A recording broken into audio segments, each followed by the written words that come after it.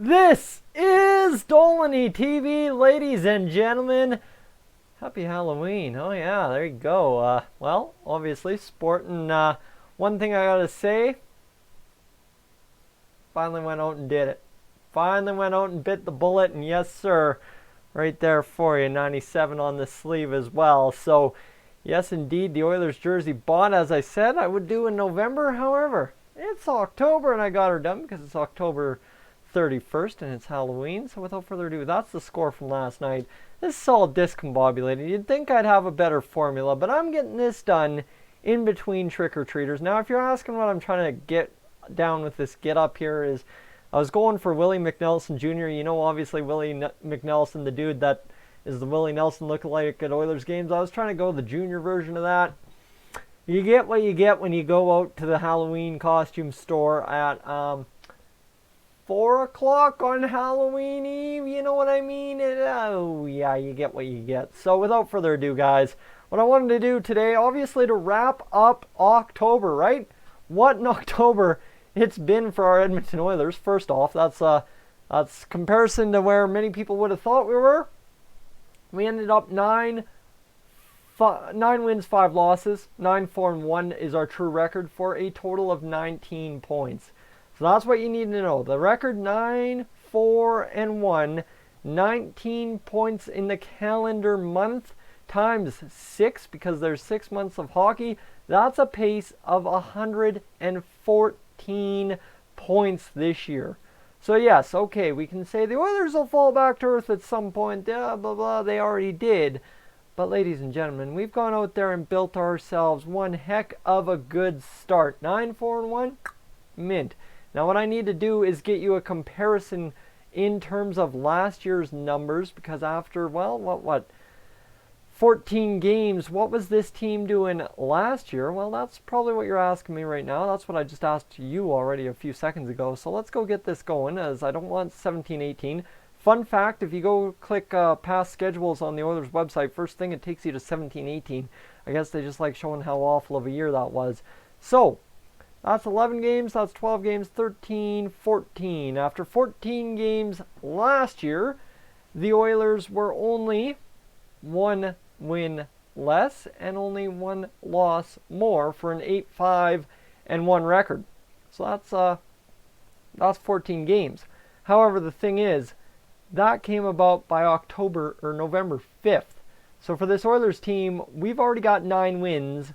Long before we got 9 wins last year, which was, we were 9-8-1 by the time we got our 9th win against the Montreal Canadiens, November 13th, in what was the third to last game, coached by Todd McClellan. So, you know what, right now, we've got 9 wins, and we're not talking that Dave Tippett's going to be fired anytime too fast, although yes, I'd like to have a word with him about Connor McDavid and Leon Draisaitl's ice time. Well, that's where we'll go to next, is how freakishly crazy, in a word, that Leon Draisaitl and, of course, Connor McDavid's ice time is. But how about this one? Number 4 in the NHL for time on ice per game is number 77 of your Edmonton Oilers, Oscar Klefbom, who's leading the way at 25 minutes and 26 seconds per game. Orange Cap, please get out of here. Stop chewing on plastic, you dummy head. All right, let's get this going. As you know what, here we go. Number 24 in ice time, the first forward to lead the way in ice time for the NHL this year at 23 minutes and 51 seconds. Ladies and gentlemen, well, we've talked about it enough already this year. Leon Draisaitl. So yeah, okay, well there you go. There's the math. Leon Draisaitl actually has more ice time per game than Connor McDavid. Fun one for you. Now, the scary number is the simple fact that, okay, well, all right, so we got 1 forward doing that much ice time. We're good. Well, Connor McDavid's the next leading forward in ice time at 23 minutes and 23 seconds per game. So the top 2 forwards in NHL ice time right now are Connor McDavid and Leon Draisaitl. You feel like we're playing them a lot? I feel like we're playing them a lot. Ladies and gentlemen, we're very much so playing Leon Draisaitl and Connor McDavid, the dynamic duo, quite a bit. Orange Cat, get the heck out of here. Would you, mother? Would you bother? There we go. We'll put some plastic that way and we'll get that going. I'm tired of listening to the cats chew on plastic. However, that is perhaps on Halloween night the freakiest stat the Oilers have to deal with. But how about this one? Let's go throw you another stat because this is where she gets real fun real fast. James Neal has 8 power play goals for the Edmonton Oilers. Now you want to go sort the Edmonton Oilers out by goals. James Neal is the second leading goal scorer on this team, even strength, power play combined at 11 goals, but you take away 3 of his even strength goals, and he's still the second leading leader in goals on this team at 8 with those 8 power play markers so far this season. That, ladies and gentlemen, is nuts. That is absolutely insane. And to think here, James Neal on the power play, the only thing he's contributed on the power play so far this season is, well, goals. 8 power play points for James Neal. So that's your fun, crazy fact right there. Now the simple fact is a scary good sign for us as Edmonton Oilers fans and anyone who is worrying about Leon Draisaitl not reaching 50 goals again this year. No way he does it, and I said probably he doesn't either. So what are we talking about? 12 divided by 15. Well, ladies and gentlemen, or divided by 14, pardon me, holy crap, get your math right, Tyson. 12 divided by 14, all right, times 82. Leon Draisaitl's on pace for 70 goals this season, so, yeah, you got to believe if he's factored into this many so far, he's going to continue to do it.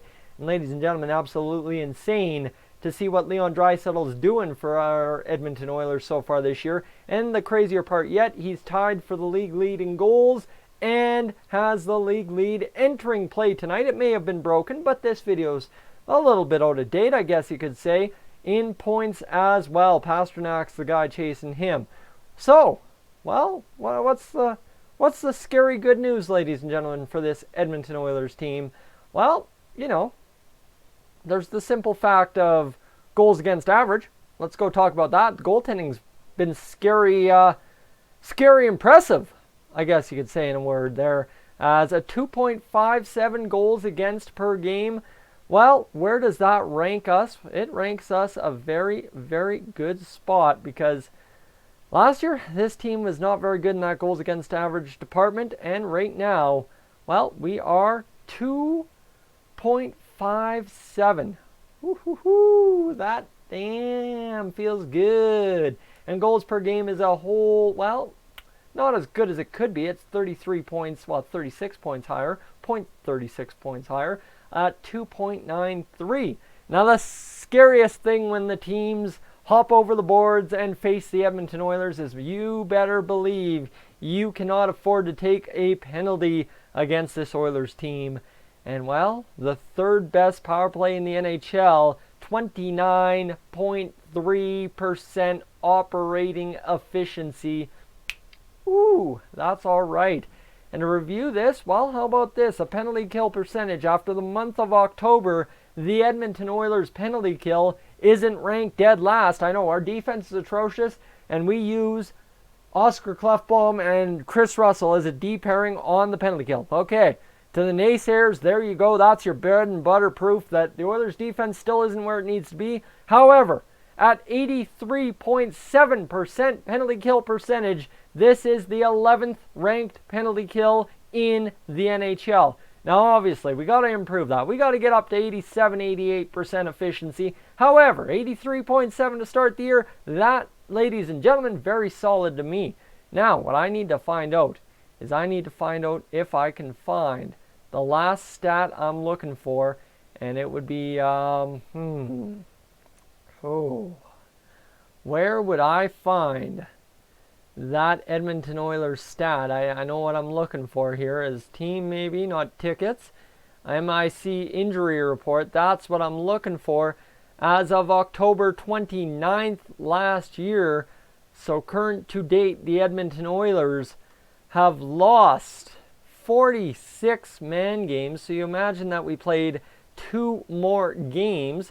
So you add up, see a full list of the injury report. Well, ladies and gentlemen, that is Adam Larson, Joachim Nygaard, and Josh Archibald out for 4 games, so that's 52. Plus Joel Pearson was out another game. 53 games lost to man injuries. Woo, woo, woo, wow. And this Oilers team is 9-4-1. Can you believe that? Ladies and gentlemen, a month in review where the Oilers somehow come out ahead, and we've got ourselves a chance to get things going. And what I need to tell you, it's early.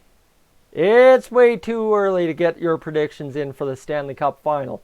But as it sits, entering play tonight at 5 o'clock, the Edmonton Oilers, after 14 games, were the leaders of the Western Conference. Guys, I'm Tyson, this is Dolynny TV. That's been your scary, well, you know what? In a sense, good update about the Oilers October. I am up on out of here.